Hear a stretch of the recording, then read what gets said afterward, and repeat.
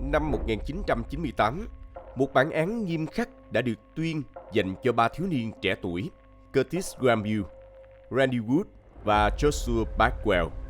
Chúng đã cướp đi sinh mạng người bạn của mình, cô bé Heather, một cách tàn nhẫn. Cả ba bị kết án chung thân, nhưng vẫn khiến nhiều người bất bình trước phán quyết của tòa án. Trong số ba bị cáo vừa thành niên này, Randy là kẻ duy nhất thể hiện sự ăn năn và cung cấp lời khai chân thực cho cơ quan chức năng. Nhưng điều gì đã khiến những thiếu niên này có thể ra tay tàn độc với chính người bạn của mình? Tại sao mối quan hệ của bốn người đột nhiên xấu đi và dẫn đến thảm kịch này? Tất cả sẽ được hé lộ trong video hôm nay. Các bạn đang theo dõi kênh Văn Tùng Siêu Kỳ Án và mình là Hoài Bảo.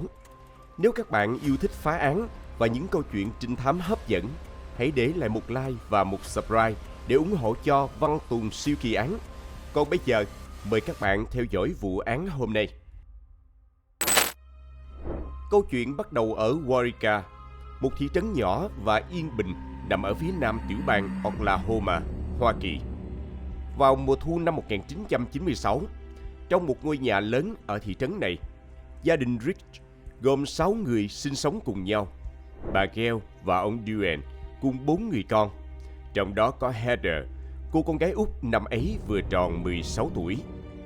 Heather Rich khi ấy đang là học sinh năm thứ 2 trung học. Cô không chỉ là một học sinh xuất sắc mà còn là thành viên đội cổ vũ, nổi bật với ngoại hình cuốn hút và tính cách thân thiện.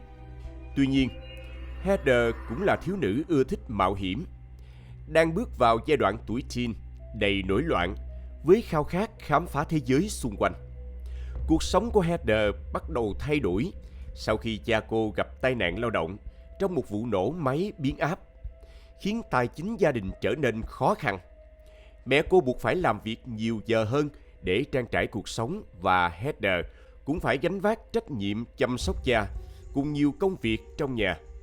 Cuộc sống thay đổi đột ngột đã đẩy cô gái nhỏ vào một trạng thái khủng hoảng, với những dấu hiệu ngày càng rõ ràng về sự bất ổn tinh thần.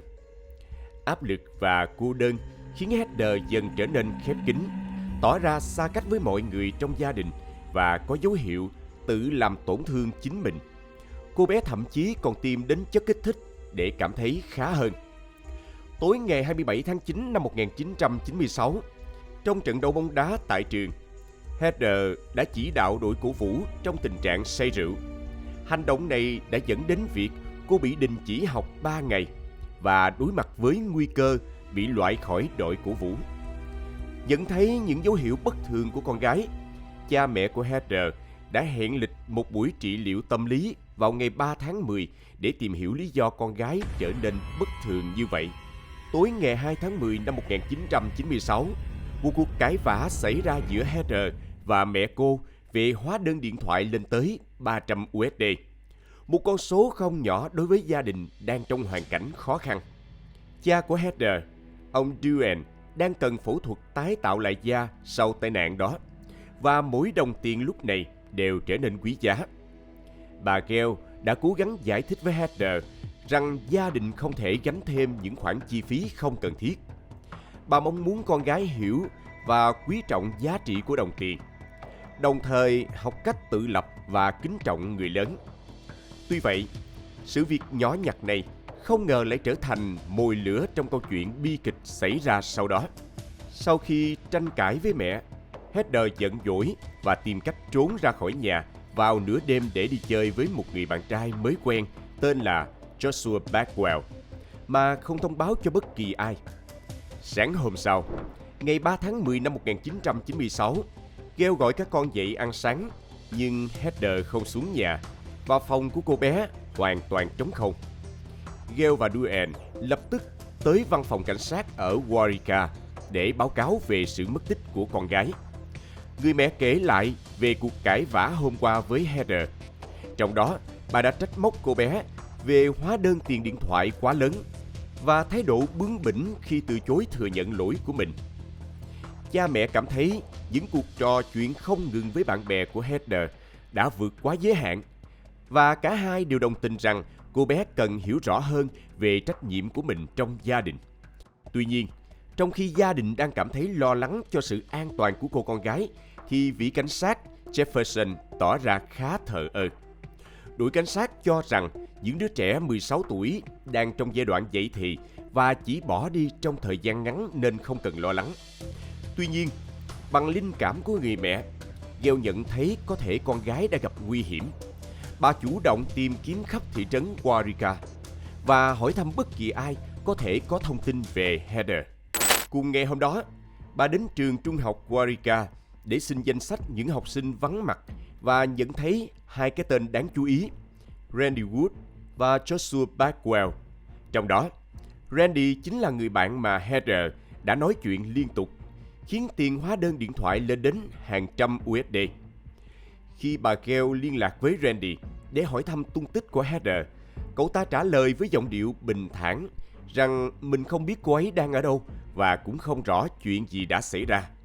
Mặc dù chàng trai nói có vẻ thuyết phục, nhưng người mẹ vẫn cảm nhận được có điều gì đó không ổn. Randy trả lời như một cái máy, lặp lại một câu chuyện có sẵn và dường như không tỏ ra lo lắng chút nào trước sự biến mất bí ẩn của bạn gái cũ. Đây là điều vô cùng đáng ngờ. Không thu được nhiều thông tin từ Randy, bà Gail quyết định liên hệ với Joshua Bagwell, người mà Heather vừa mới bắt đầu hẹn hò. Khi Gail gọi cho Joshua, bà của cậu nghe máy và giải thích rằng cậu đang nghỉ ngơi sau một bữa tiệc vào tối hôm qua và bà không muốn đánh thức cháu mình. Người bà từ chối gọi cháu ra, đồng thời tiết lộ rằng bà đang dọn dẹp chiếc xe kéo trong sân, nơi đám trẻ đã tổ chức tiệc đêm trước. Khi bà Gail hỏi thăm về Heather, bà của Joshua cho biết không thấy cô bé tối qua. Sau khi hỏi thăm và không nhận được thông tin gì rõ ràng từ những người bạn của Heather, cha mẹ cô ngày càng lo lắng và lái xe khắp nơi trong thị trấn để tìm kiếm tung tích con gái. Một ngày dài trôi qua trong vô vọng. Mỗi nỗ lực tìm kiếm của bà Gail và ông Duane đều không mang lại kết quả. Họ quay trở lại sở cảnh sát để báo cáo lần nữa và yêu cầu được giúp đỡ. Lần này, lực lượng chức năng mới chính thức tham gia vào cuộc tìm kiếm. Suốt một tuần tiếp theo, cảnh sát cùng gia đình đều nỗ lực tìm kiếm nạn nhân mất tích, nhưng vẫn không có dấu vết nào của Heather. Hy vọng tìm thấy cô gái còn sống càng trở nên mong manh hơn bao giờ hết. Vào tối ngày 9 tháng 10 năm 1996, tại một trang trại ở Texas, một chủ trang trại cùng cháu gái của ông đã tình cờ phát hiện một cơ thể trôi nổi trên Belknap Creek, một dòng suối nước động ở phía Texas của sông Red. Ban đầu, người chủ trang trại tưởng rằng đó chỉ là con bê trôi từ thượng nguồn, nên đã bắn 2 phát từ khẩu súng trường cỡ nòng 22 để vật thể lạ chìm xuống. Tuy nhiên, sáng hôm sau, ông kinh hoàng nhận ra nó vẫn trôi nổi trên mặt nước, và đó không phải là con bê như ông tưởng, mà là một thiếu nữ. Da của nạn nhân được phủ lớp bùn dày. Rõ ràng có ai đó đã cố tình làm vậy để che giấu và khiến nạn nhân khó bị phát hiện. Khi các thợ lặn kéo nạn nhân lên bờ, người ta phát hiện khuôn mặt cô gái bị biến dạng nghiêm trọng với nhiều vết đạn do súng hoa cải gây ra, cho thấy nạn nhân đã bị bắn ở cự ly rất gần. Sau đó, cảnh sát nhanh chóng có mặt tại hiện trường và xác định nạn nhân là Heather nhờ chiếc nhẫn vàng đính kim cương, món quà sinh nhật mà cô bé nhận được khi tròn 16 tuổi. Các giám định pháp y sau đó xác nhận rằng nạn nhân đã bị bắn tới 9 lần. Trong đó có 1 phát vào phía sau đầu và 8 phát vào lưng. Sự ra đi bi thảm của Heather là một cú sốc lớn với gia đình và bạn bè. Cô gái nhỏ được tìm thấy trong tình trạng bị biến dạng nghiêm trọng đến mức gia đình không được phép nhìn mặt lần cuối. Và những bức ảnh khám nghiệm được cho là gây ám ảnh sâu sắc cho đội điều tra và bồi thẩm đoàn xét xử vụ án. Không ai có thể hiểu được tại sao một cô gái tuổi teen lại gặp phải cái kết thảm khốc như vậy. Và ai có thể tàn nhẫn đến mức xuống tay với nạn nhân đến thế. Tin tức về sự ra đi đầy đau đớn của Heather khiến người dân bàng hoàng và hoảng sợ. Không ai ở thị trấn nhỏ bé này có thể tin rằng một thiếu nữ hiền lành và tài năng lại ra đi trong một hoàn cảnh bi thảm đến vậy. Randy Wood, bạn trai cũ của Heather, được nhiều người trông thấy trong tình trạng suy sụp khi nhận được thông tin đau thương này. Randy đến cây cầu nơi Heather được tìm thấy. Cậu ta đứng nhìn dòng nước chảy xiết, như thể đang thương xót cho người bạn quá cố. Thực tế, Randy biết nhiều hơn những gì cậu đã nói với gia đình nạn nhân, và cậu ta cũng góp phần khiến nạn nhân qua đời. Cuộc điều tra nhanh chóng hé lộ sự thật rùng rợn. 3 thiếu niên đã biến một buổi tối bình thường ở Waurika thành một vụ tàn sát không ai ngờ tới. Trong nhóm đó gồm một thiếu niên xuất thân từ gia đình giàu có, một người là đội trưởng đội bóng danh tiếng của trường, còn kẻ thứ ba là một tên côn đồ mới nổi. Những gì xảy ra tiếp theo giống như một kịch bản kinh dị từ Hollywood, nhưng đó lại là hiện thực tàn khốc khiến người dân Waurika không thể quên. Ngay khi các thám tử bắt tay vào điều tra, họ gặp cha mẹ của Heather để thu thập thông tin. Bà Gale cho biết đã gọi cho nhiều bạn bè và người quen của con gái để tìm kiếm tin tức, nhưng bà cảm thấy nghi ngờ Randy Wood và Joshua Bagwell. Mẹ của nạn nhân cho hay bà thấy những học sinh này đang che giấu điều gì đó. Randy và Joshua không thể đưa ra câu trả lời cụ thể cho các câu hỏi từ phía gia đình và các điều tra viên. Khi thăm hỏi thêm qua bạn bè cùng lớp và những người bạn khác của Heather, các thám tử phát hiện ra rằng cô gái có kế hoạch đến một bữa tiệc vào đêm hôm đó. Các thám tử quyết định nói chuyện với Joshua và Randy, những người đã gặp cô gái xấu số lần cuối cùng.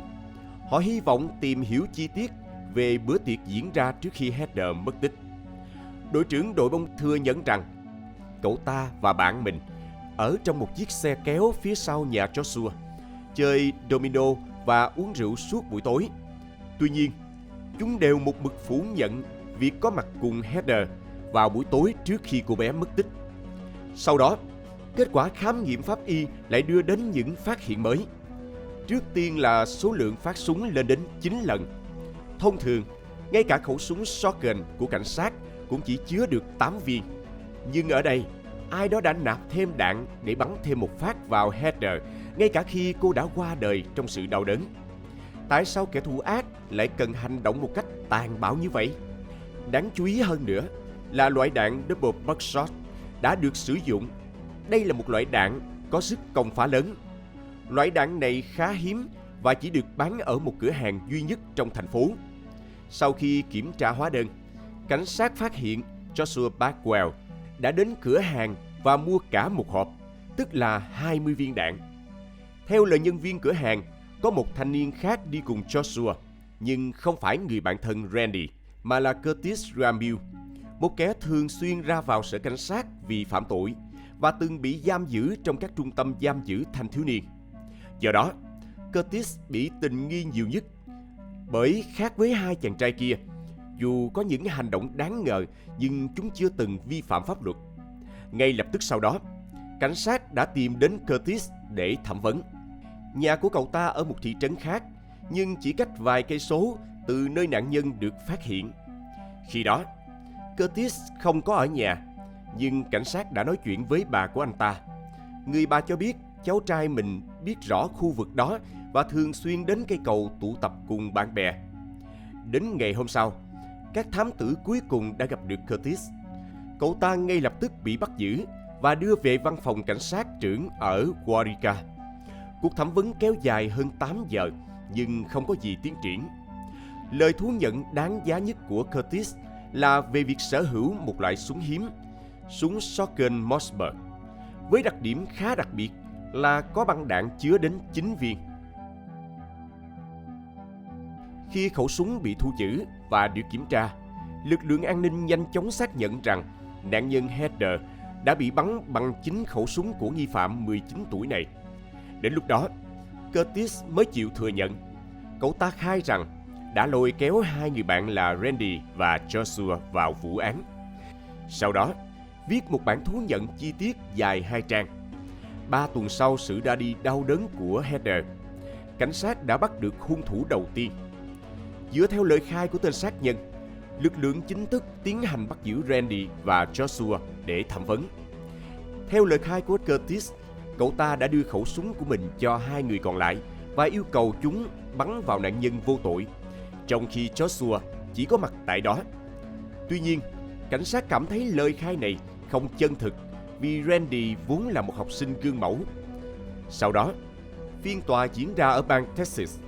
Luật pháp tại đây quy định người trực tiếp thực hiện hành vi phạm tội sẽ bị xử nặng nhất, nên không một ai dám thừa nhận sự thật. Chỉ sau khi cảnh sát kiên trì thuyết phục, Randy mới thành khẩn khai báo về tất cả sự thật đã diễn ra trong đêm định mệnh đó. Tuy nhiên, nghi phạm kiên quyết phủ nhận việc tham gia trực tiếp vào vụ án, khẳng định rằng chính Curtis là người đã nổ súng và khởi xướng việc kết liễu Heather, còn Joshua chỉ đóng vai trò hỗ trợ. Theo lời khai, ngày hôm đó Randy dự định uống rượu cùng bạn bè là Curtis và Joshua. Khi họ đến chỗ hẹn, Heather cũng có mặt ở đó. Cô gái quen biết Joshua và Randy rất rõ, nhưng chưa bao giờ gặp Curtis trước đó, nên không ý thức được mình có thể gặp nguy hiểm. Khi cả 4 người cùng nhau uống rượu, Heather đã say ngất ngưỡng. Chính vào lúc đó, Curtis đã ngấm men rượu, đã nảy sinh ý định giở trò với cô bạn. Khi Heather tỉnh dậy và thấy mình bị cưỡng ép, đã hét lên. Cô bé đã cố gắng đẩy kẻ tấn công ra rồi ngất đi một lần nữa. Curtis cảm thấy lo sợ vì nạn nhân có thể nhớ lại mọi chuyện khi tỉnh táo lại, và điều này sẽ gây bất lợi cho cậu ta. Tên này đã từng vào tù nên biết rất rõ nếu phạm tội này sẽ bị đối xử rất tệ trong tù. Do đó, cậu ta đã đề nghị loại bỏ cô gái, cố gắng thuyết phục rằng đây là cách duy nhất để che giấu tội ác. Ban đầu, các chàng trai trẻ coi những lời này như là một trò đùa ác ý, nhưng Curtis không hề đùa giỡn. Lời khai của Randy cho thấy nếu không thực hiện theo, họ có thể trở thành nạn nhân tiếp theo của tên xấu xa này. Curtis sau đó đã lấy ra một khẩu shotgun từ cốp xe và chĩa vào 3 thiếu niên. Randy và Joshua buộc phải đưa cô bạn của mình vào trong cốp xe của Joshua và đi về phía nhà của Curtis. Nhưng khi còn cách đích vài km, Curtis ra lệnh cho họ rẽ vào cây cầu, lôi Heather ra khỏi xe và đặt cô ở cạnh lan can. Randy và Joshua làm theo tất cả những gì cậu ta yêu cầu. Cô gái thậm chí không thể đứng vững khi 3 kẻ thủ ác đặt nạn nhân nằm xuống đất. Sau đó, Curtis bắt đầu bắn liên tiếp vào Heather. Randy tận mắt chứng kiến tất cả những gì đã xảy ra. Cậu ta rất sợ hãi và không dám nhìn về phía bạn gái cũ. Chỉ trong vài chục giây, Curtis đã bắn hết cả băng đạn shotgun vào Heather. Sau đó Randy và Joshua ném nạn nhân xuống cầu và cả ba nhanh chóng bỏ trốn khỏi hiện trường. Hai kẻ đồng phạm này đã chứng kiến những gì Curtis đã làm với Heather. Do đó, chúng im lặng vì sợ bị trả thù. Tháng 10 năm 1996, 3 thiếu niên chính thức bị buộc tội bắt cóc và cướp đi mạng sống của Heather Rich. Các điều tra viên gặp phải trở ngại lớn nhất khi đối phó với Joshua Bagwell, kẻ cương quyết giữ im lặng và không thừa nhận bất cứ điều gì. Vì thế, họ đề nghị một thỏa thuận với Randy Wood. Cậu ta được cam kết án tù chung thân với quyền ân xá sau 30 năm, và cậu ta đã đồng ý với điều kiện này. Ngày 15 tháng 10 năm 1996, trước những bằng chứng không thể chối cãi, Curtis chính thức chấp nhận thỏa thuận, nhận án tù chung thân mà không có quyền ân xá sớm. Trong suốt quá trình xét xử, Curtis vẫn giữ thái độ thách thức và không hề tỏ ra hối lỗi. Trong khi bị giam chờ xét xử, cậu ta thậm chí còn tấn công một lính gác, gây thương tích nghiêm trọng trước khi bị khống chế bởi nhiều cảnh sát. Tháng 2 năm 1998, sau hơn 1 năm rưỡi kể từ sự ra đi bi thảm của Heather, phiên tòa xét xử Joshua Bagwell cuối cùng cũng bắt đầu. Tại tòa, luật sư của Joshua không ngừng tìm cách bào chữa, cố gắng làm xấu danh tiếng của chính nạn nhân Heather. Lúc đó, Curtis cũng được phép phát biểu và thay đổi lời khai. Cậu ta cho biết Joshua không hề tham gia vào tội ác và thậm chí không biết về kế hoạch loại bỏ này.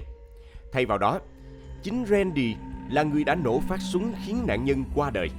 Bạn trai cũ của Heather không muốn lời thú nhận của mình bị xem là chỉ vì muốn bảo vệ bản thân. Ngay tại phiên tòa, Randy buộc tội các đồng phạm, khẳng định rằng cậu ta chủ yếu vì muốn đòi lại công lý cho cô bạn gái cũ vô tội. Được biết, cha mẹ của Heather đã gặp mặt riêng với Randy sau phiên tòa. Đến ngày 10 tháng 2, Randy xuất hiện trước bồi thẩm đoàn và kể toàn bộ sự thật về những sự kiện kinh hoàng của buổi tối định mệnh đó. Lời khai của cậu ta không để lại chút nghi ngờ nào. Chàng trai trẻ mô tả chi tiết sự tham gia của Joshua và Curtis trong vụ thủ tiêu Heather, cũng như vai trò của Joshua trong việc che giấu dấu vết tội ác. Ngày 14 tháng 2 năm 1998, Curtis Gamble bị kết tội cướp đi mạng sống của người vô tội và bị tuyên án tù chung thân với một bản án 99 năm. Ngày 7 tháng 8 năm 1998, phiên tòa xét xử Randy Wood kết thúc với án tù chung thân nhưng được xem xét ân xá sau 40 năm. Joshua Bagwell cũng phải chịu án tù chung thân, không có quyền ân xá trước thời hạn. Sau đó, cậu ta bị đưa đến cùng trại cải huấn với Curtis. Vào tháng 1 năm 2002, cả hai đã thực hiện một cuộc trốn trại. Hai kẻ sát nhân đã trốn thoát và ẩn náu tại bang Texas trong 10 ngày. Cuối cùng, những kẻ đào tẩu bị bắt lại và đưa trở về trại giam để tiếp tục thi hành án tù chung thân. Tuổi thiếu niên là khoảng thời gian những đứa trẻ trở nên nhạy cảm hơn bao giờ hết, luôn tò mò và khát khao khẳng định bản thân. Đây cũng là lúc chúng dễ bị cuốn vào những cám dỗ nguy hiểm, có thể chỉ vì một quyết định bốc đồng hoặc ảnh hưởng từ bạn bè xung quanh. Vụ án Heather là một bi kịch đau lòng, nhắc nhở chúng ta về những hệ quả khủng khiếp khi thanh thiếu niên sa vào những cuộc vui không có giới hạn. Trong câu chuyện đau lòng này, điều còn lại cho tất cả chúng ta là bài học về tình yêu thương, sự nhạy bén và trách nhiệm khi đồng hành cùng con cái, nhất là trong giai đoạn thử thách nhất của cuộc đời chúng. Hãy để lại ý kiến ở phần bình luận bên dưới về vụ án ngày hôm nay để cùng thảo luận nhé. Và trước khi rời đi, đừng quên để lại một like, một subscribe và bật chuông thông báo để tiếp tục theo dõi những vụ án hấp dẫn trên Văn Tùng Siêu Kỳ Án. Còn bây giờ, xin chào và hẹn gặp lại các bạn trong các video tiếp theo.